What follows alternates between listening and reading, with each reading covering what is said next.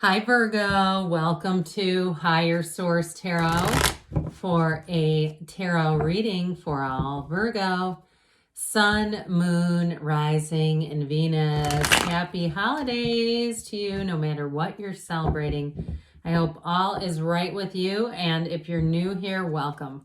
I post new readings on Friday, then again on Monday. Fridays are a general reading, Mondays are different every week. I've also been sprinkling in some Wednesday bonus readings. So if you don't mind hitting the like button, it does good things to the algorithm so people will see the reading. But then it will also tell YouTube to show you when those Wednesday readings are available. Okay, what advice do you have for Virgo? Sun, Moon, Rising, and Venus. What does Virgo need to know, please, for the best and highest good of all involved with Virgo? All right, we're going to lay out the tarot here. I'd like to pull a Moonology card here. And then I like this one. I don't know if I've ever even really seen it. I know I've seen it, but you know, it doesn't come out a lot. Queen of Swords, Ace of Cups, Four of Cups, Star, the Seven of Swords, the Two of Wands, Ace, Two of Wands, 78 cards. They came out right next to each other. That's cool. You have two aces, so I feel like somebody are going to fall head over heels in love, but I also feel like you might catch somebody doing something, and I don't think it's going to hurt you, but I feel like you're almost like a whistleblower type of thing with the Queen of Swords. I mean, don't nobody mess with that Queen of Swords. You do not want to do that. Because she will not flip her lid. This isn't somebody that just goes crazy. She makes it right. So I definitely feel like these two, they see how that Seven of Swords is looking at her. Okay, it's like she does not have time for this mess. She will make sure it gets taken care of.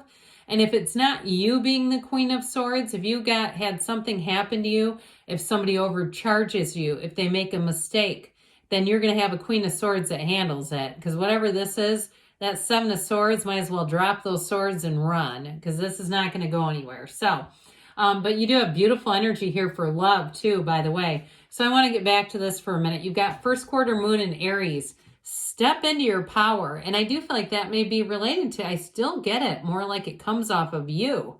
Like you're not going to turn a blind eye if you see somebody doing something they shouldn't be doing. And I don't mean go confront people. I don't mean it like that. I mean it like at a work situation, or if it's something in terms of you're buying something and you're getting overcharged in some way, or you look at a bill and you realize there was a mistake. That's what I mean. I don't want anybody to be unsafe and, take matters into their own hands and confront anybody.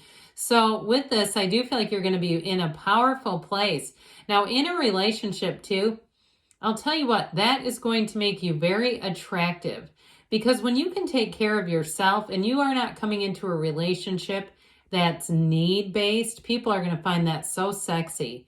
And people say, oh God, they were just gross. Or somebody, they meet somebody and the person is texting them and they go, oh, it just makes my skin crawl. It's need. It's nothing really about that person. It's like, well, why would you give out your number? At some point, they thought on some level they were okay, and then they recognized there was a bit of a need, and that's not attractive. But you've got a beautiful energy coming in here. You have communication coming in, by the way. So if you are looking for a job, or if you're waiting on a call about something, if you're trying to buy something, you've got the communication coming in. But you also, too, with relationships, this is fantastic. This is a relationship that is built on love. It's built on excitement and passion and attraction. I mean, you have an unmistakable, undeniable attraction for one another.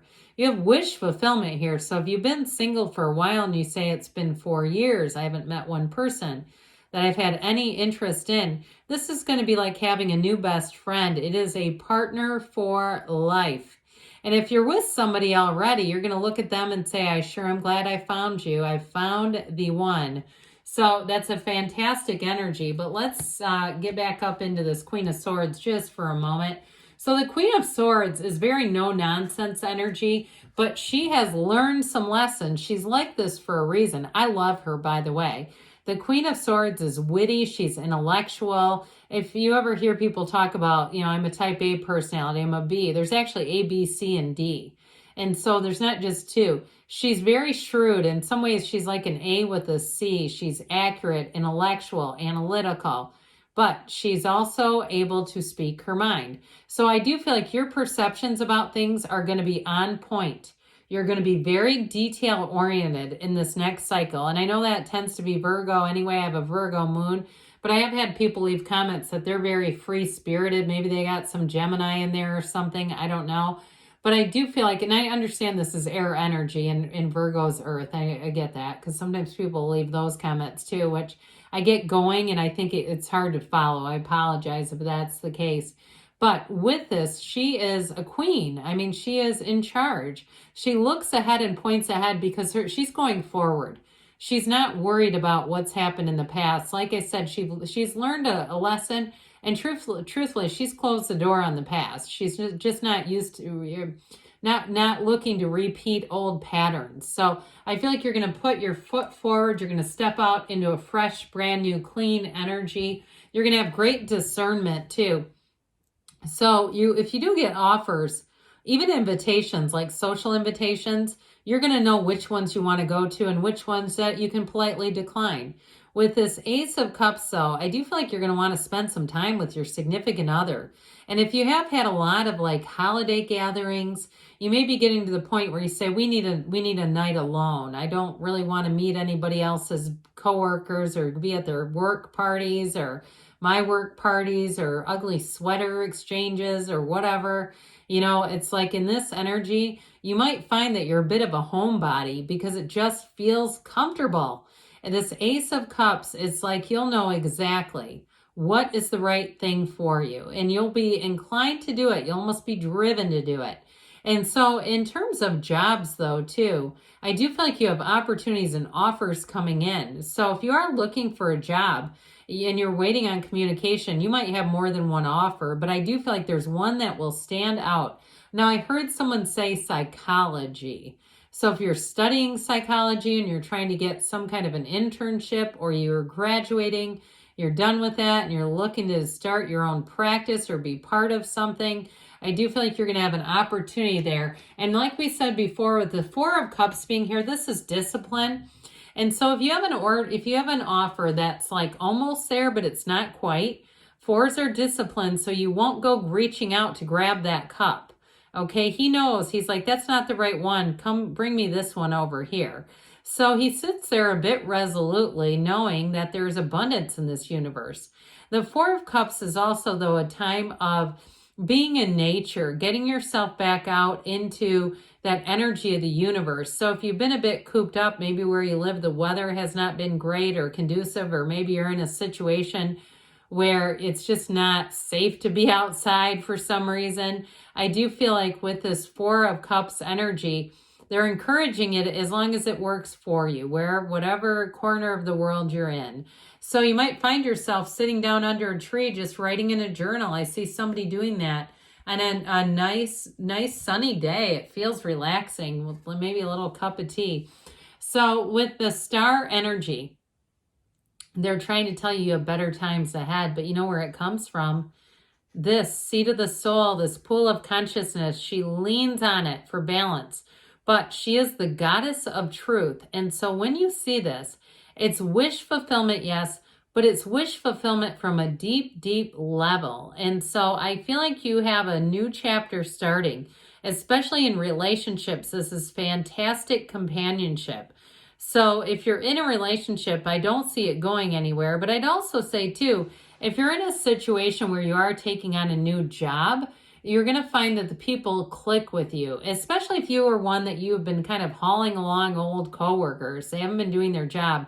Or even if it's you run your own business and it's vendors who just have not been up to your standards, you're going to attract people that you really click with this. She's in flow. Okay, but you notice she focuses on the water that goes back into the source. She pours this one out on the earth and doesn't worry about it. That's all the materialism. So with this Seven of Swords here, I mentioned for some of you, It may be about just being aware of something that could shortchange you, or somebody who's haphazard.